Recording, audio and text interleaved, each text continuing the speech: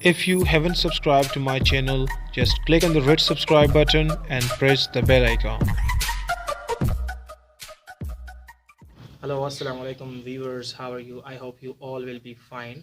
आज के इस वीडियो में हम बात करेंगे एक नए नावल के हवाले से, जो कि ओल्ड नावल है but recently I completed and so मैंने सोचा कि क्यों ना व्यूअर्स के साथ और दूसरे लोगों के साथ रिव्यू शेयर कर दूँ।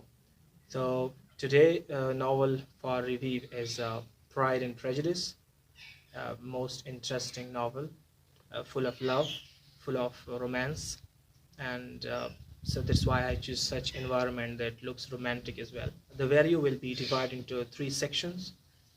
The first one will include author's detail. The second part will include review of the novel, and the final part, you can say last but not least, will include my opinions and recommendations.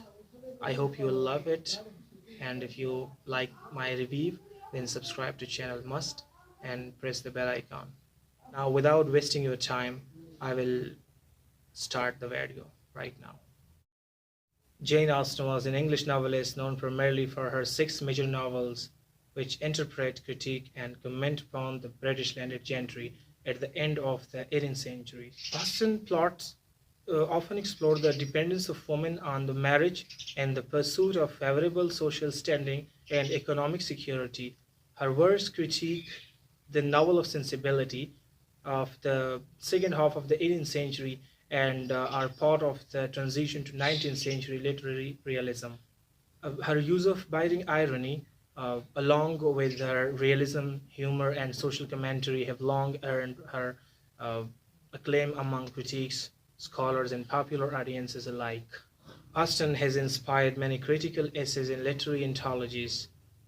Her novels have inspired many films from 1940's Pride and Prejudice to more recent productions like Sense and Sensibility 1995, Emma 1996, Mansfield Park 1999, Pride and Prejudice 2005, Love and Friendship 2016, and Emma 2020.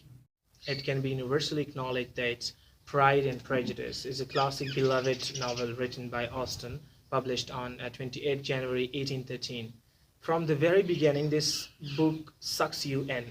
When I first received this book, I thought I would only sit down and read a chapter or two and then continue to go on with my day. After the first 2 chapters, I was intrigued and had to read another chapter and then another and then another as well. Before I knew it, I had read about the 10 chapters and gained questionable looks from my family members who could not understand why I was captivated by a simple book I had only started reading that morning.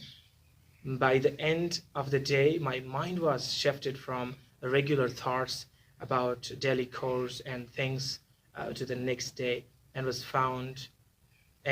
focused on what would happen in the next chapter.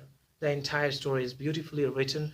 Every event that happens results in a different way. In this novel, Pride and Prejudice, Miss Austen tells us the story of Elizabeth, Lizzie Bennet, the second of the 5 daughters of a rural family. Her father is the owner of the Longbourn estate, but given that he does not have a son to inherit the property, the same must go to a cousin of his, leaving his daughters economically unsustained when he dies. So it is then a matter of great importance for at least one of the sisters to marry well and so be able to support the others. The person who is more enthusiastic when it comes to carrying on that plan is Mrs. Bennet, whose biggest wish is to have all their daughters married, which is a major wish nowadays of every single woman in our society as well. The move of the wealthy gentleman to the neighborhood seems to be what this lady has been waiting for. Mr. Bingley, the new tenant of Netherfield Park, arrives at his new home with the company of 2 beautiful sisters and one of his closest friends. Mr. Darcy, during the first party the group attends to it, becomes clear that the personalities uh, of the two friends are quite different. Bingley is a good-tempered, kind, and sociable, while Darcy is quite distant and cold. The first gets enchanted at once with Jane, Lizzie's older sister, while Darcy looks with disdain at all the ladies in the room, getting to the point of saying that he does not consider Lizzie pretty enough to dance with him.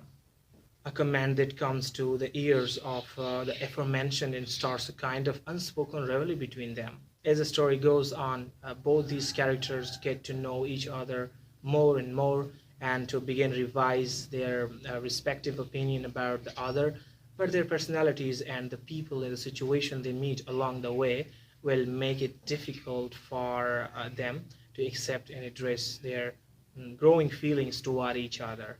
The pride of the one and the prejudice of the other are certainly capable of tearing them apart. As we know that there are many quotes in this novel Pride and Prejudice, but I have chosen two quotes that I love and I like. The first one is, "It is truth universally acknowledged that a single man in possession of a good fortune must be in want of a good wife." The second one is, "A lady's imagination is very rapid. It jumps from admiration to love, from love to matrimony in a moment." It could be difficult for some to understand why a novel about some girls whose first aspiration in life is to get married is still so well known nowadays, and some may even consider it a retrograde reading. The world has changed, and we all know that. But I do not think it will ever change so much to make Miss Austen work obsolete. If we read carefully, we can find her story still accurate to our modern times as well. After reading Pride and Prejudice, I find myself recommending this book to all of my viewers, friends, and family who are searching for our next great read. If you are interested in reading a book about romance, drama, and England, Pride and Prejudice will be perfect for you. Thank you so much.